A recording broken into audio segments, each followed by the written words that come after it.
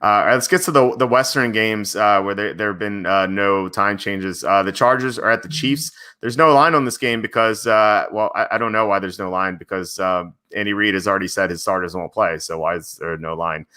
So what do you think the spread's going to be, and what are your thoughts on this game? So if I had to, I think the spread's probably going to be somewhere around Chargers -4.5, maybe. I don't know exactly. I'm not great at predicting spreads. I will like the Chargers in this game, though. I think Justin Herbert's played extremely well at quarterback this year, and the Chiefs just aren't going to have motivation. They're going to be playing Chad Henne at quarterback, and Henne's a fine backup, but I don't think he can go toe to toe with Herbert. And the Chargers have played pretty well lately, I thought. I know they play in close games and they tend to lose one-possession games, so them being favored doesn't offer a whole lot of confidence. And also, Andy Reid is a better coach than Anthony Lynn, so that's a little bit of a shaky territory to be in on. But I think the Chargers are going to be motivated to try to win this game and the year on a winning streak and possibly save Anthony Lynn's job. We saw a similar thing happen in Atlanta with Dan Quinn last year. A coach that hadn't performed well early in the year, but his team turned things around because they liked the guy enough. They got on a winning streak and saved his job. I think you're going to see a similar thing in Los Angeles. And now, I think Anthony Lynn and his staff have done such a great job with Justin Herbert. I don't think they're very good in game. I would love to see Anthony Lynn bring on an assistant head coach of some sort to help him with in-game management. Some sort of veteran, like if Marvin Lewis was willing to do it, like and work in the front office and work on the sidelines, that would be an amazing role. But I think that the team's going to be motivated to win for Lynn. So I'm going to be in on the Chargers for this one, but I'm interested to hear what you think of this one. Well, I'm interested in these comments. So Chris is saying, could Anthony Lynn's poor clock management cause the Chargers to miss their flight? Wouldn't surprise me if that happened. And then G Chuck says Rich Kotite is better than Anthony Lynn. I don't know about that. Like Rich Kotite, once he had this happened so long ago. The Jets, when he coached the Jets, like they had, or is it the Eagles? They had like an obvious go for two situation, and they didn't go for two. And then the reporters after the game asked Kotite, like, "Hey, why don't you go for two here? It's kind of obvious." And the Kotite said, "Well, my go for two sheet got wet, so I didn't know whether to go for a two or not." So that actually happened. So yeah, no one's worse than Kotite.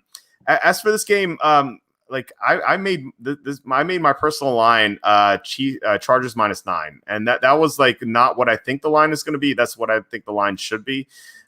Just because Andy Reid doesn't give a crap about week 17. Like he just loses all these games, these games that don't matter at all. It's gonna be Chad Henne throwing to Byron Pringle and the tight end on the Chiefs. I can't pronounce his name. He's got like 4 consonants in a row. So it's going to be bad. The Chiefs are not going to play Chris Jones. They're not going to play Tyrann Mathieu. It's just going to be scrubs. And the Chargers almost beat the Chiefs with their starters in week 2. So why can't they beat their backups? So I think I'm going to be in the Chargers no matter what, unless this line is like 10 or higher. I'm glad we're on the Chargers together here because I was worried that you were going to be like, no, I'm going with the Chiefs here. But yeah, no, it doesn't seem like Andy Reid will take this as kind of like a little bit mini vacation week, just kind of have a little bit of fun. So I think that's gonna work out pretty well. And I love the Dan Quinn Anthony Lynn comparison because I think Anthony Lynn has proven to be like a very good offensive mind at developing quarterbacks and working to like create some good offensive plays.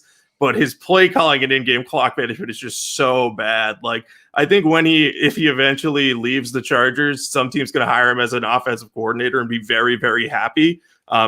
Remember the work you did with Tyrod Taylor and the Bills.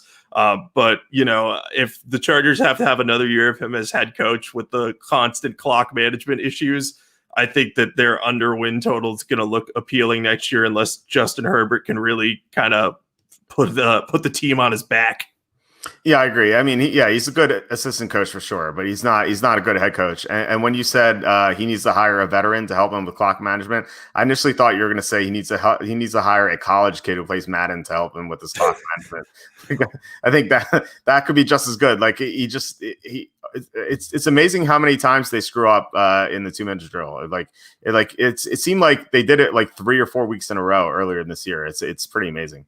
I'll offer myself as Anthony Lynn's clock manager. I'm always pretending to call timeouts like this during basketball, football games. I'm always doing it so. I know what I'm doing, Anthony Lynn. If you need help, hire me. Yeah, right. All right.